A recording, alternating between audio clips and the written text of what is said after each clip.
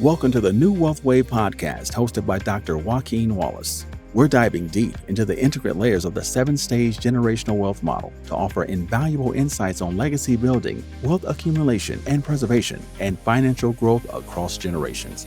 I'm Dr. Joaquin Wallace, and this is the New Wealth Wave podcast.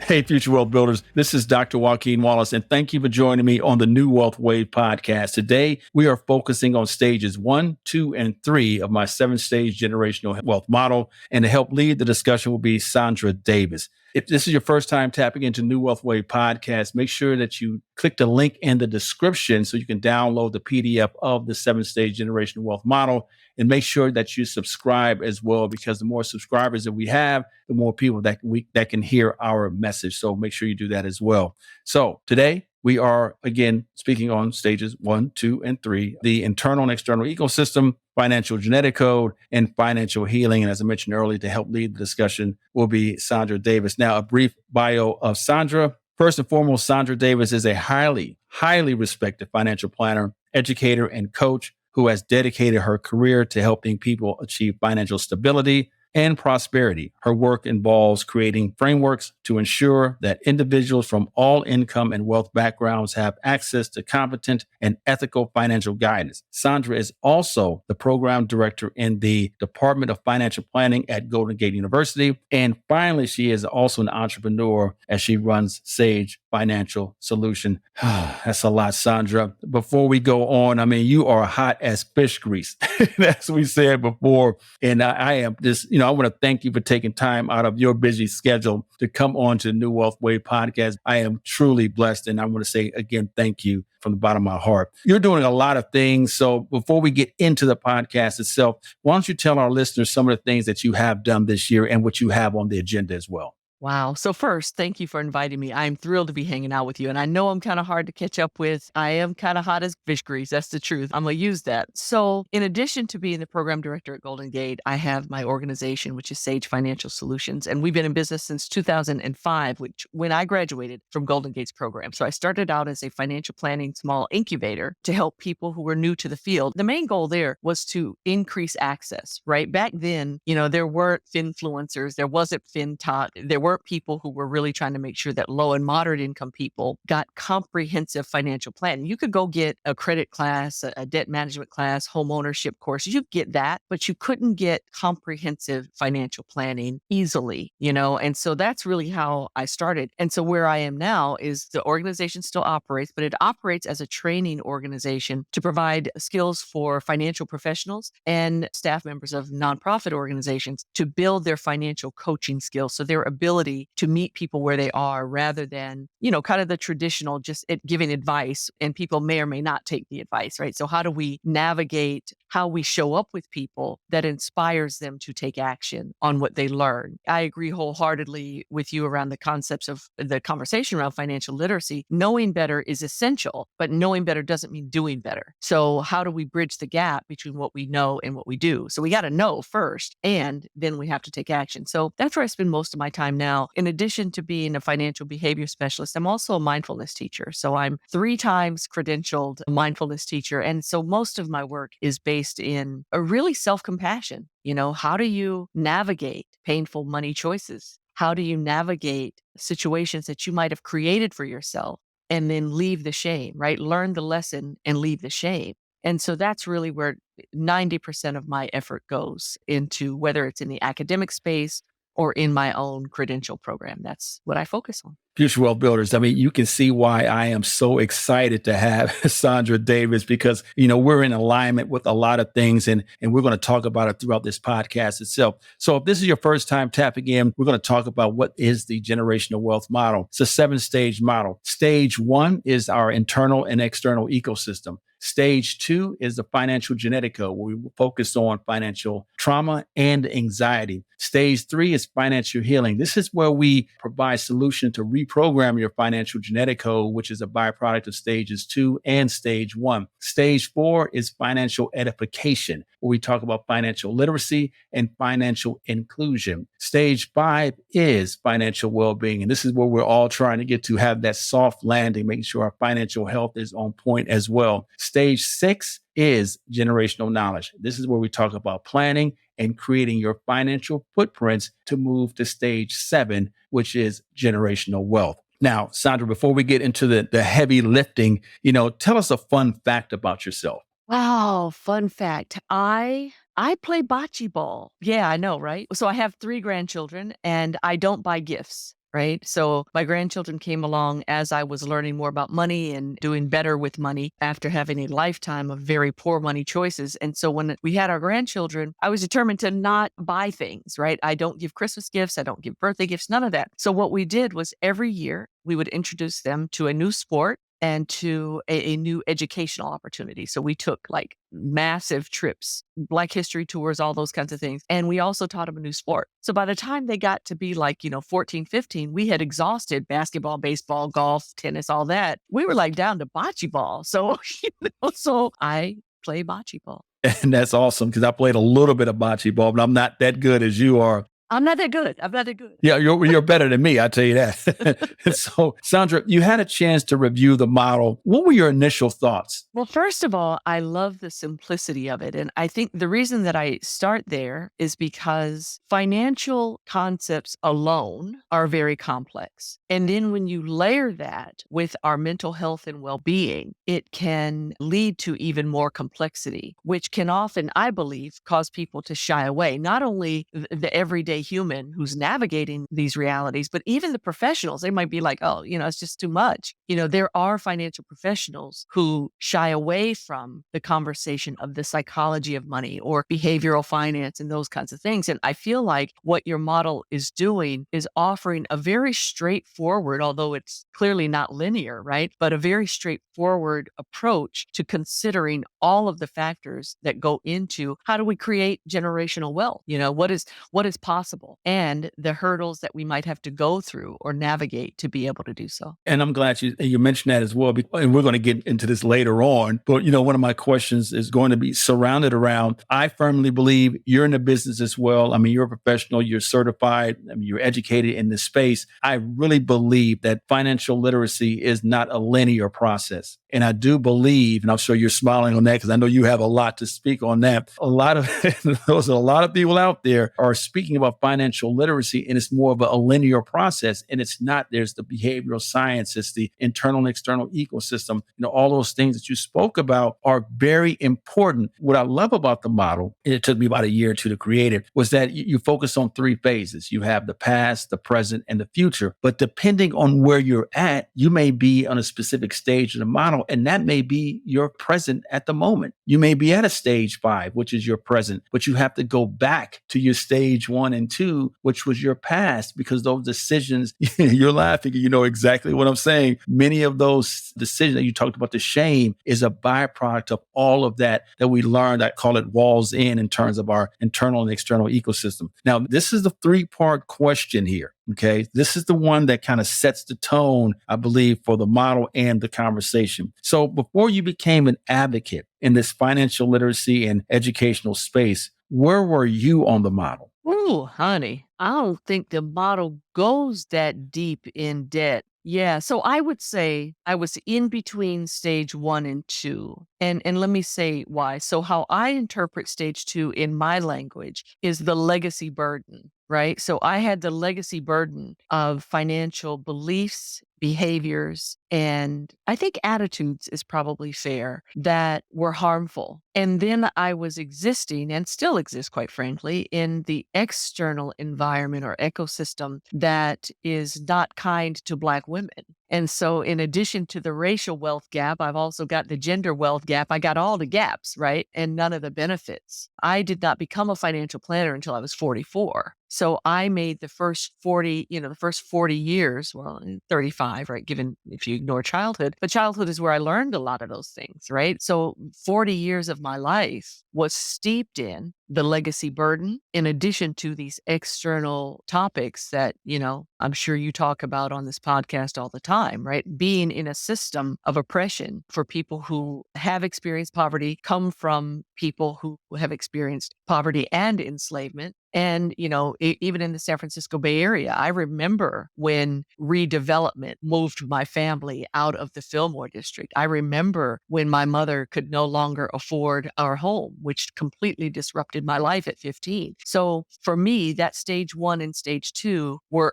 kind of collapsed, I would say, into one. So that's where I was. And so with that being said, what was your aha moment that made you realize that a change was imminent? I was making a lot of money and couldn't keep it. I was making $300K a year in 1997, 8, 9, and 2000 and stayed broke, stayed struggling. And there was really no reason for it other than I didn't really understand money. I didn't understand how to care for myself with money. And because of things that I had gone through in my childhood, namely the loss of our family home at 15, security as a concept didn't exist to me. I didn't believe it was possible. So therefore, I didn't believe that money meant security. So why hold on to it?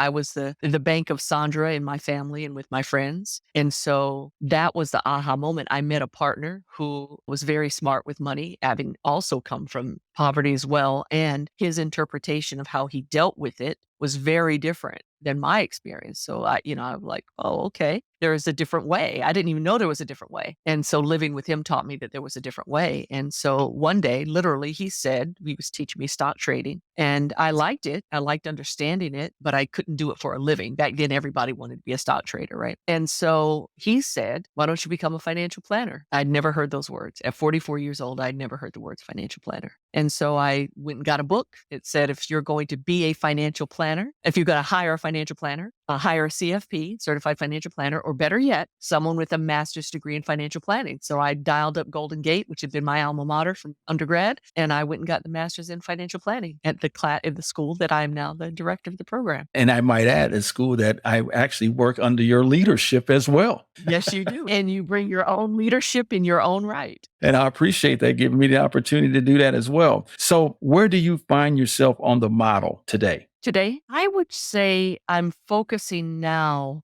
on the planning and transferring, right? What do I want to transfer in my lifetime? What do I want to leave in, via trust, those kinds of things? And I still do the dance of understanding that there are some things from stage 2, stage 3 that still emerge. So yes, I'm in that stage, both age-wise and in financial station in life, and stages 2 and 3 still emerge. So I still have to be mindful of when those things show up. And so just to kind of piggyback on that, that's a great segue. So with that being said, you are who you are. You have a lot of experience. You go around the country talking about financial behavioral science, if you will. But what do you do? Because you're just like you and I. You still navigate, you're nimbling, right? You're navigating, you're jumping over these hoops, if you will, but you still run into these issues as well. So what do you do? Yeah. So this is where the mindfulness practice comes in. Being a mindfulness practitioner and teacher, every day is a day of self-awareness.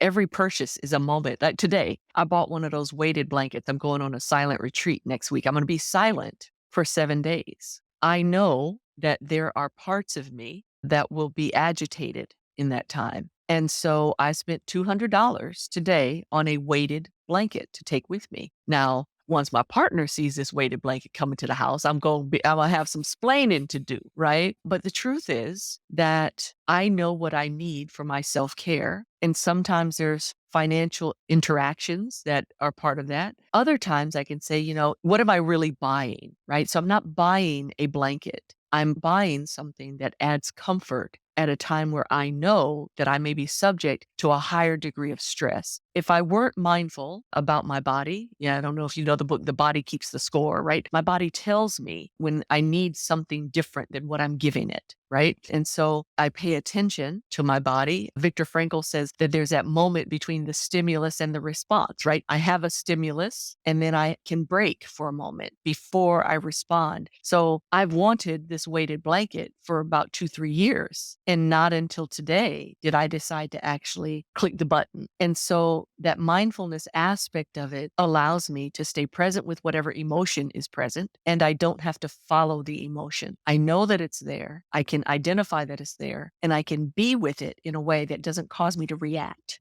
causes me to behave in ways that are incongruent with what my values are. So that's how I navigate it today. But it's certainly the mindfulness practice, I would say. It's interesting because, I find myself navigating the same space, and something that I want to purchase, have to have this deep conversation with myself, don't purchase it on impulse, right? Walk away, come back, think about it. Then you wind up saying, you know what, I really don't need to have that because for whatever it is. But, one of the things I always, when I meet with my clients, I always say this, and hey, listen, it's nothing wrong with buying something for yourself. The issue is you have to convince yourself to do it and not feel bad for doing it, right? I mean, that to me is one of the most delicate areas that you have to kind of navigate throughout it. And when I was developing the model, I found it was basically as transparent about myself. And it was an opportunity for me to take a look at self-inventory. And then with all the clients I've met with over the last 10 years, 20 years, kind of put in a system that says, hey, there is other components that's important to realize versus the linear approach to financial literacy. Because once I was able to understand that, it made me better as a financial planner advisor as well, because now I can meet people in their space. And we're going to get to the question versus empathy versus sympathy, because that's a big thing as well in this space as well. I know you like that question, right? So we're going to get to that as well. These are areas that, we have to be able to delve into and have these deep conversations and be willing to listen to individuals. That's why you have two ears, right? To listen to individuals, because each person is different and it's not a cookie cutter. And I do feel that a lot of the financial literacy courses and things that are out there are cookie cutter and just directed towards one individual, a demographic, a profile, which is not the case. So with that being said, where do you find many of your clients within the model or on the model itself? Yeah, so I don't see a lot of clients anymore. So most of my interactions are with people who come to me for, talks that I'm doing. I do a financial fundamentals class online that people come to. What I often find is people honestly at stage one, really figuring out where they are. Not only with where they are with the numbers. People who come to me come because they know I specialize in emotions and money. So very few people just come because they want to learn financial content. A budget is a budget is a budget is a budget, right? They can get that from anywhere. Most people are coming to me because they've tried those things and it didn't work, right? And so to your point about financial literacy being linear, that's kind of one of the problems. Financial literacy, and I too have a model that I call the continuum of financial well-being, and that financial literacy is that transfer of information, right? I'm here teaching you something that you either don't know, should know, want to know, whatever, right? So I have the knowledge, I'm transferring it to you. The problem with that is that you also have knowledge. And most financial literacy courses ignore what you already know. You've been surviving way before you met me. So you've got some financial knowledge. My question to you when I'm working with folks is, okay, is what you know serving you? And if it's not, what's missing? How do we find the gap between what you know, what you want to know, and then what you do? And so that's where, our beliefs and those kinds of things come into play, because I can know better and still do things that are harmful. And so, when I think about the people I serve, which mostly, quite frankly, are practitioners at this stage, practitioners have the same issue, same concerns as their clients. Most people I know who are in the business of serving clients in personal finance have some degree of challenge in some area of their own personal financial lives. So, I think that the best thing that I can do for them is to help them recognize where they are now, where they want to go, and then what is the path? And then once we've got the path, what is going to be their accountability to themselves? They're not accountable to me. Their accountability to themselves to honor what they committed to them for themselves. And I'm glad you touched upon that, because just because you're a financial planner, just because you're a financial advisor, doesn't mean that you have financial struggles as well, too. And, that's why I always open up with a 3-part question. Where were you at? What was your aha moment? And where are you at today? Because it lets the listeners know, hey, this person, she looks like me. She talks like me. She is me. And it provides them an opportunity where you can get that trust and that servant leadership that you're speaking about. And that's the biggest thing when you talk about finances, because, as you know, it's such an emotional topic. We hold it close to our vest. we don't really want to talk about it. It's very emotional. So for an individual to come and speak to you in regards to their personal finances, they have to really trust you. They have to really believe in you. And you have to be able to listen, learn, and be able to reciprocate that to them as well. And, if we think about that, that's the distinction between the FinTalk and the Finfluencers and people who choose to go to a financial professional, right? Because I don't really have to have a relationship with you if all you're doing is spouting tips or just giving me, cash stuffing or, loud budgeting or whatever, right? I can get that information and then go run and try to do it myself. But for me to be open and transparent and lay my financial guts out on the floor with you, we truly do have to have a level of trust. I have to have a level of financial, psychological safety with my finances that I can come to you and not be judged, not be abused. Now, conversely, we've got people who make a living by judging, shaming, and blaming people. Deny, you're stupid. And people flock to them too. And that is an indicator of just how much pain there is. Why would I deliberately go and talk to someone about one of the most sensitive aspects of my life, right? Something that some would even say is shameful to talk about. If I know you're going to call me stupid or think that I'm stupid, even if your mouth doesn't say it, why would I do that? I would have to be in such pain that anything is better than just staying with this. And so if we're not, as a financial profession, if we're not meeting people in the depths of that and lifting them up, not trying to fix them, not trying to show them when they're broken. And this is the problem of financial literacy, because that's what it does. It shows you the places that you don't know what you're doing when it's done traditionally, right? It's getting a lot better now, but even the measure, if we look at FINRA, when we look at the 5 questions, if you answer the 5 questions, first of all, those 5 questions is understanding investments. It's not even financial literacy. So we're basing someone's entire financial literacy picture on these 5 questions that are based on, do you understand that bonds and stocks are not the same thing and behave differently, right? Do you understand that money saved under the mattress is not going to keep pace with inflation like money saved where there's interest accruing, right? Those are the kinds of questions that they're using to assess, is someone financially literate or not? It's crazy. And so from my perspective, getting back to this thing that you and I both said about us having to check ourselves, our impulses, right? I don't use wants or needs in my conversations with myself or others. I have living expenses. What does it cost me to operate my household? And then I have lifestyle expenses. What makes my life better? And then I get to decide what goes where. And so I'm never judging anyone on what do they have a want that I think they shouldn't do. And that's what financial literacy can do. It can say, well, your needs should look like this and your wants should look like this. And if you have any debt, you shouldn't be messing around with your wants. Well, that's insane. That's insane. Why would I go to work every day to not do what I want? If I'm in perpetual poverty, why would I not run through McDonald's with my kids so they have a little bit of joy instead of cooking at home when I'm already exhausted from my 3rd job? So we have all these judgments and all of these behaviors that we have toward people that are counterproductive to what we say we're trying to do. People say folks don't want to talk about money. I think that the Finfluencers show us the opposite. Everybody wants to talk about money. They just didn't have a place to do so. They didn't have a safe place to do so. And now everybody's talking about it because they want to, always wanted to. And we get to make space for that. The rub is, are the people talking competent in what they're talking about? So what do you think about all of the financial influencers that are out there that are using TikTok, Instagram, Facebook, and things of that nature to put their message out? What do you think about those individuals? I think there are some great folks who really strive to give good information for the benefit of the people who follow them. I think there are also other people who, they say, oh, well, I did it and you can too, without regard for the fact that they may be spewing something that the people who listen to them really can't do. I love when people talk about, oh, well, you should be budgeting 50, 30, 20. Try that in the Bay Area. Try that in San Francisco.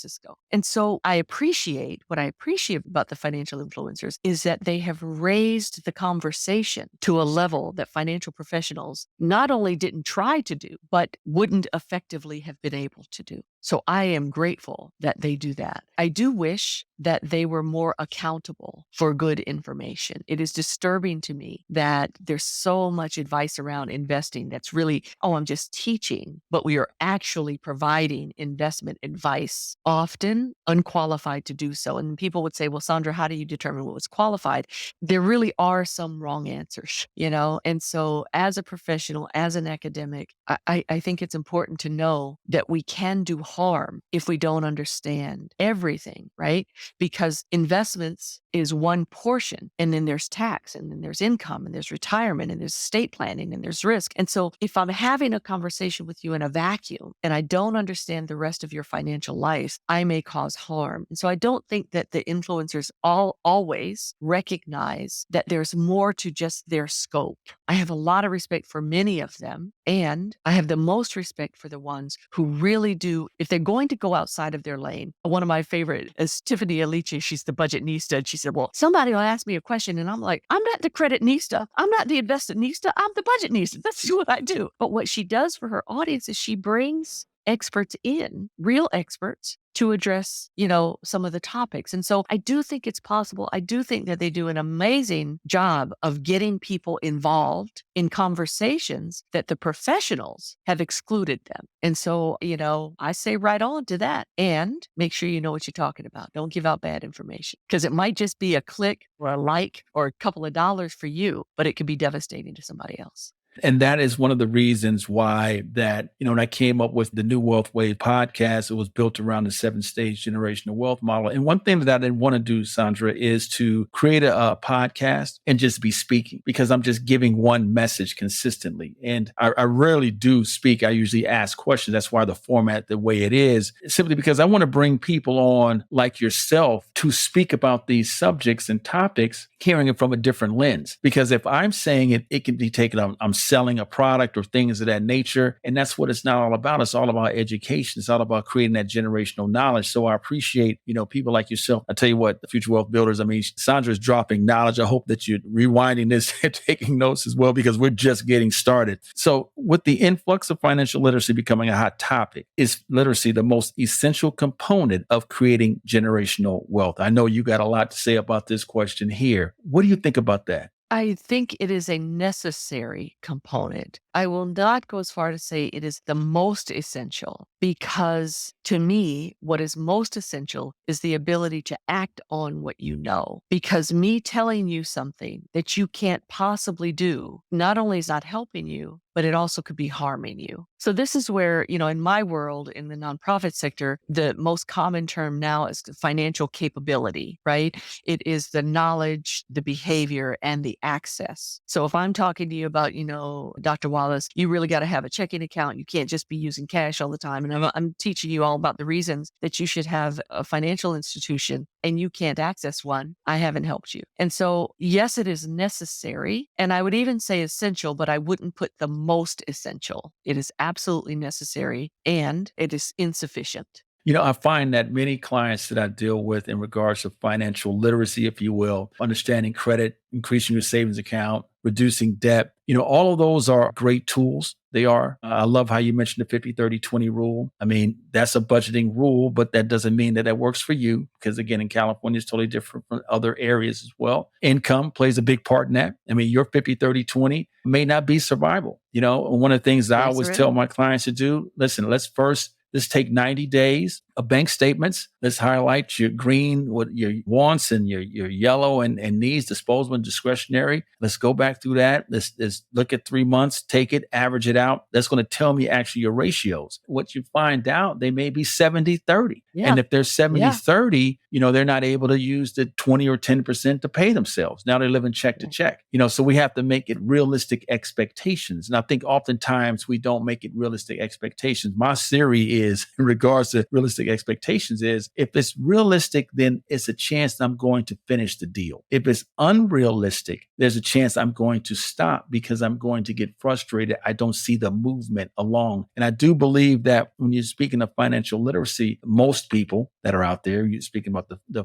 influencers, if you will, they're speaking from just a linear aspect. I heard some influencer was saying, what you need to do if you take $500 and you get yourself a IUL and you invest it for 30 years, you're going to have $600,000 tax-free income that you can use. Well, we know that's unrealistic simply because there's many people who can't even apply for life insurance, for one. For two, it's all about your ratings, your medical ratings. So yeah, granted, I can get the life insurance, but my medical rating isn't favorable. That's going to eat up into the minimum insurance premium. So I'm not going to be able to do that as well. And the other side to that is that you really don't understand that, yes, it's an IUL. An IUL basically suggests there is a floor, there is a ceiling, and the insurance company each year can change the participation rules. People tell half the story. It's the same thing like, don't spend that money on Starbucks, save it up and start your LLC and you'll be rich. I understand. I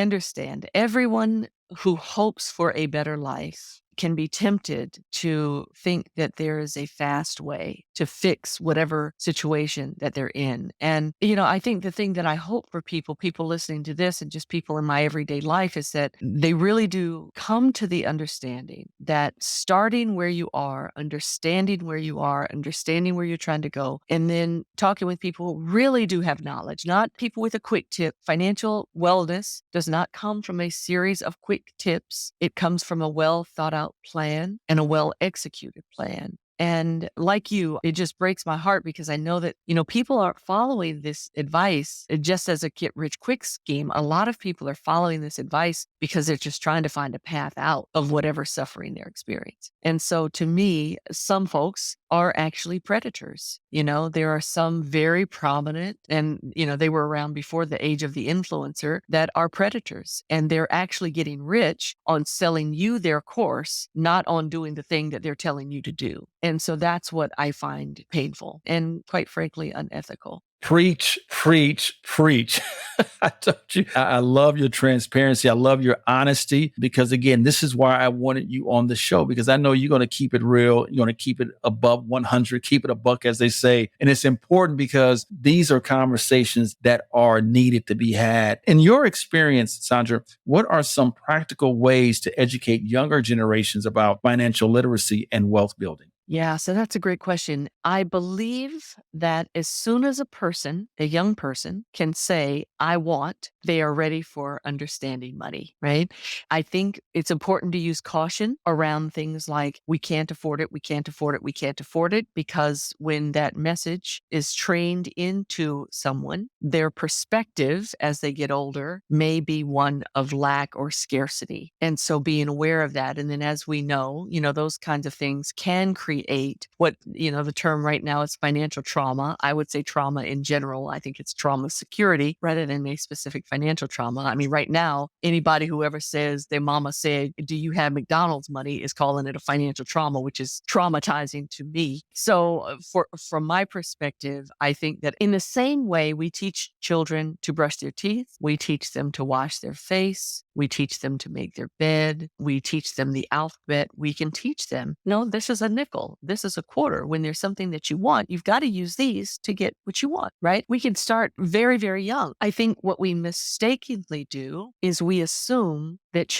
young people are not making financial decisions until high school. Everybody says, oh, we got to get it into high school. By high school, they already have their money personality. They already have it. So if we don't start early with, children understanding that there's living and lifestyle, right? They can learn those things. I remember my granddaughter when she was very young. She's 25 this year, right? But when she was very young, she had money. She had money in her pocket. She had her purse, and we were out one day and there was something she wanted in the store. And I said, okay, grab your wallet. She says, oh, I don't want to pay for it. It's like she understood. And she was like no more than 6 years old. She understood that she wanted something, yet she didn't want to give up her dollars and her cents. She was cool with getting it if grandma paid for it, but she wasn't about to pay for it. So I asked her, I said, so what's the difference between your money and my money? And she says, well, your money doesn't take any money out of my wallet. Now we get to have a conversation, right? And so, yes, there are some things that grandma is willing to buy you. This is not one of them. So you have to decide, is it important enough to you for you to spend the money that's in your wallet? She says, oh, well, I don't want it then. I said, okay, so what went into your decision? Well, there's some other things that I want to buy with my money. Okay, what's important about those things? See, we just stop, right? As soon as she says, oh, I'm not spending my money, we don't keep going. We don't often invite them to think about, okay, what's important to you about keeping your money? Because now I've got something to work. So now at 25 years old, she's a saving fiend. If I call her and say, hey, baby, you want to go to lunch? Okay, who's buying? Right? That's the first thing out of her mouth. So because she's clear now. Me saying, do you want to go doesn't mean that money's coming out of my pockets. And she'll say, am I taking you or are you taking me? So now we're having a different conversation. And I think that very early we can have those kinds of conversations. It doesn't have to be, sit down here, child. I want you to understand. We don't have to do that because they hear what we say, but they do what we do. My mother spent every dime she ever made. She taught me to do the exact same thing. I taught my son to do the exact same thing, not on purpose, my behavior. Now, my grandchildren understand something different because I understand something different. This is why I love your model, right? Because as I grow and understand, I can bring them along with me, not preaching at them, not making it this heavy, horrid language. I can normalize it. This is just like brushing your teeth, baby. You're going to have to deal with money every day of your life. So let's make sure you're comfortable with it. Well, I had a guest on recently, and he said something that was made the most sense to me in regards to this. He basically said that your children are your financial passengers. And I was like, wow. And that's an interesting way of putting it. And, they're basically living within our financial ecosystem. As you just mentioned, as you get older, you now have a different understanding. You can educate and teach differently. But when you're young, you're going through that process. Those simple words like, we can't do this, we can't do that. Those are huge in terms of what you remember and what you recall in your financial journey. Going back to stage one, your walls in. Many of the financial episodes or things that we've learned are unbeknownst to us. They've been passed down to us generationally. And as we get older, we don't understand why we think the way we think. And oftentimes it could be good, bad, or indifferent. You have some individuals who have become financial prisoners because this is how they are acclimated and how they want to live. And it hurts them as they get older because this is their expectations. I had a car when I was 15 years of age. We was able to travel around the world. We was able to do these things. Now, when your parents say you're on your own, or no, hold on now, that's not what I'm used to. And then they wind up getting in issues, debt, depression, if you will, because they're so used to living a lifestyle and they become a financial prisoner unbeknownst to them. And as parents, Sandra, this, we want the best for our kids, but oftentimes we do more damage to them as well because we don't allow them to go through the trials and tribulations or the understandings, the meaning of chores, if you will, doing things, earn your money, because I didn't want to have to do that. So, I did it, but I don't want you to have to do it. But in the final analysis, it does hurt them in the long run. Absolutely. I agree wholeheartedly. And, as a mom myself, and I was a very young mom, I made those mistakes. There were struggles that I had that I didn't want my son to have. Fortunately, he has learned to navigate his own and has learned from his own choices, both the ones that got him what he wanted and those that didn't. So, I think it's just important that we consider that every single thing that we do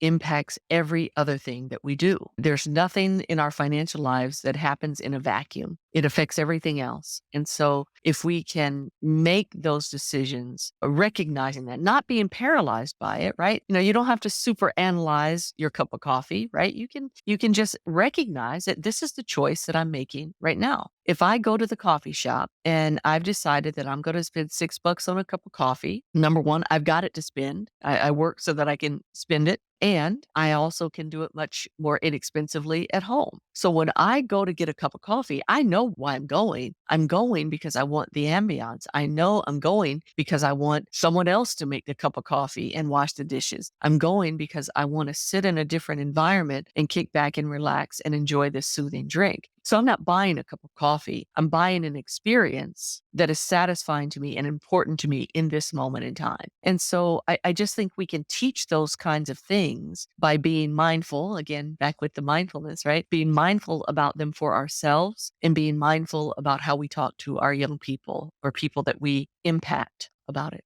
So, Sandra, how do cultural and societal factors shape attitudes towards money and wealth accumulation? Yeah, that's a big question. So I believe that those external systems that we've already talked about have a lot to do with how money shows up in cultures, right? So I've worked with a lot of clients who were born and raised in Mexico, and they were raised not trusting financial institutions. So when they came to the United States, specifically California, and they would come to programs like, oh, we're going to get people banked. We're going to get everybody banked. But if you don't take time to understand why people are not banked, I think that you can do them harm. So I think just understanding, we have to have a degree of cultural humility. I don't call it cultural competency because I don't think you can be competent in someone else's culture. I think we can approach it with cultural humility so that I don't assume that I understand why you do what you do. That culture might be the community that you're from. It could be the culture of your family. It could be the culture of your religious practices. It could be any of those things. So I think that when we look at financial literacy,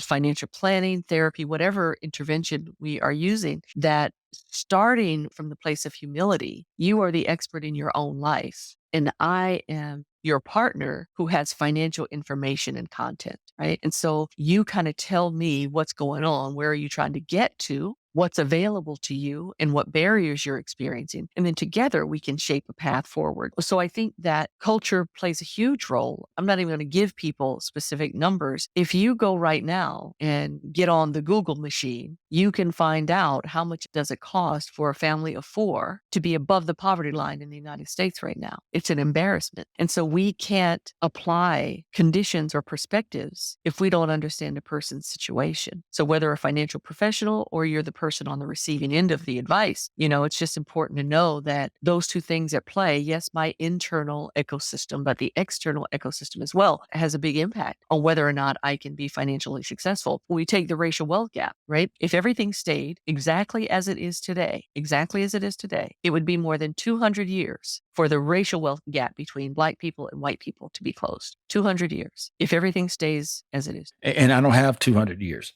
but you and I both. Right. And I just want to piggyback on that. That is why it's so important. And I constantly preach this, is that generational wealth is not for you and I. Generational wealth is for those that are coming behind us. And so that 200 years you're speaking about, I know it's not going to be for me, but it's for those that are behind us. And oftentimes I do believe that you have many individuals that are trying to get into that generational wealth, and it's not for us unless you inherit it, if you will. But that didn't happen, especially with marginalized communities. We know that's not the number, is just not favorable. We know that the number suggests that. And oftentimes and not, we are trying to put ourselves into the generational wealth. No, it's not for us. Our goal is to be stage 5, financial well-being, so we can have a comfortable life, retirement, do the things we want to do, and generational knowledge, stage 6, being able to have our plans in place and create our financial footprints for generational wealth. Yeah. And if you transfer that wealth without the knowledge, that's how you get the quote, shirt sleeves to shirt sleeves in, 3 generations? Absolutely. We can pass down the dollars, but if we don't pass down the cents, we'll be starting all over. It's a perpetual cycle. And this is why we say it's unbeknownst to us. So how can financial planners better address the unique needs and challenges diverse communities face? Yeah. So I think, first of all, the biggest challenge that I see of folks that I train, both academically and in my coach training program, is they don't like to spend a lot of time in curiosity. They like to spend a lot of time in, this is what I know, this is what I can offer you. And I think that extends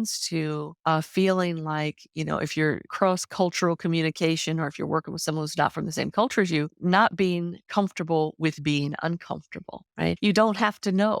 You can say, so, tell me about, if we're looking at your values, what's important to you, and what makes it important to you. Notice I didn't say, why is it important? You don't have to defend it to me. But if you tell me what makes it important to you, then I can understand and I can help meet you where you are rather than trying to get you to where I think you should be. So I think financial professionals first have to have a degree of humility and a heavy dose of curiosity, focusing on asking more questions rather than having someone else's right answer. I don't believe we have anyone else's right answer. I can give you the best plan that is sure, Monte Carlo simulations, the whole 9 yards, that can get you exactly where you say you want to go. But if I don't know enough about you to know where you will implement and where you will not, I've not done you a service at all. I've actually done you a disservice because now not only are you not getting what you want, but you might be ashamed of the fact that you didn't follow the plan. And also, you're giving them what you want. Even if I think I'm giving you what you want, even if I truly believe I'm giving you what you want, you're right. I'm doing it from my lens, not from yours. Absolutely. So let's discuss the importance of those within the financial space implementing an empathetic pathway versus a sympathetic pathway. Yeah. So I have a very different perspective about this. The difference between sympathy and empathy, common knowledge these days, the conversation is everywhere. Sympathy is feeling sorry for someone, feeling badly about someone's situation. Empathy, now people will say, it is being able to walk in their shoes. It is being able to feel what they feel. And I believe that true empathy is being able to hold compassion for how they feel, even if you've never felt it.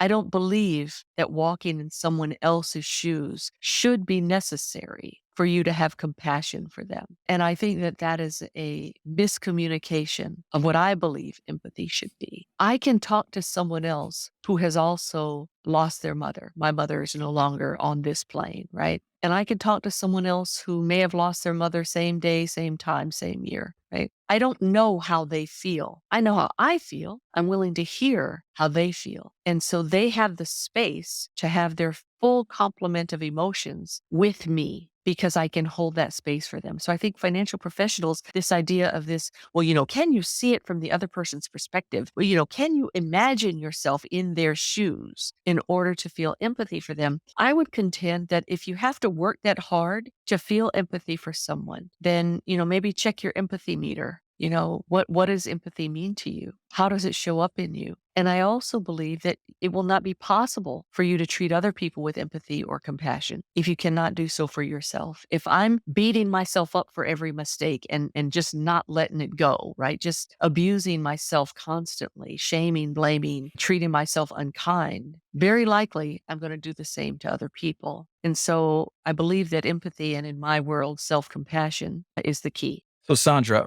first and foremost, we'd like to thank you for coming on the New Wealth Wave podcast. I mean, this has just been an outstanding episode. You are dropping some serious knowledge.